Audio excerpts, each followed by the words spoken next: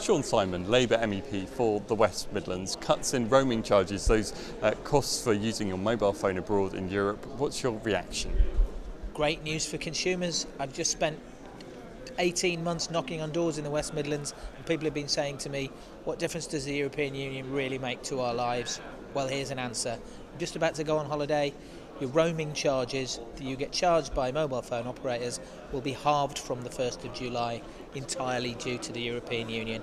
This is the EU cooperating together on behalf of citizens and consumers, standing up against big business, who sometimes, frankly, are taking the mick.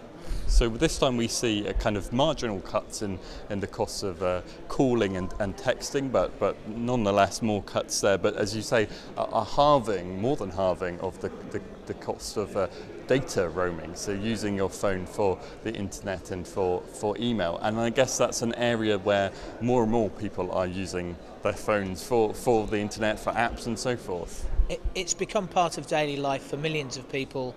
There's nothing fancy or clever about downloading data anymore. We all do it every day, and we've all been getting ripped off every day when we do it in Europe and indeed across the rest of the world. But in Europe, from the 1st of July, data roaming costs will be halved, and from 2016 there'll be no data roaming, in fact no roaming of any kind at all, because of the European Union acting for citizens, standing up against big business, taking the mick.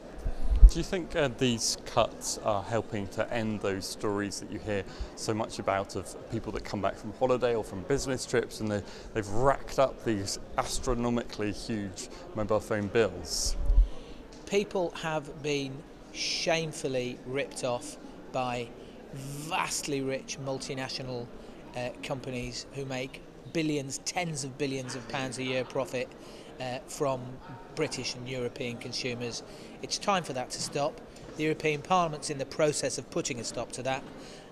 It's a big step forward on the 1st of July, and an even bigger one from 2016, when the whole thing is abolished and you'll be paying the same anywhere in Europe as you do on your local street corner.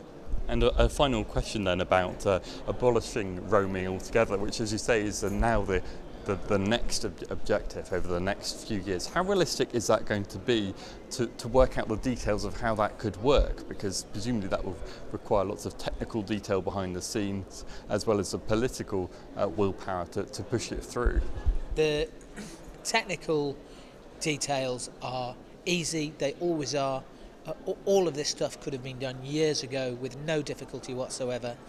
We could put a man on the moon nearly 50 years ago. We can easily harmonise the rates at which we rip off European consumers.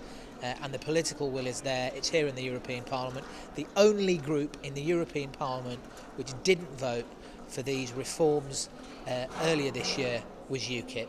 And that, I'm afraid, is a message for people in the West Midlands as well. When it comes to actually getting things done in the European Parliament on behalf of West Midlands consumers, UKIP are on the beach.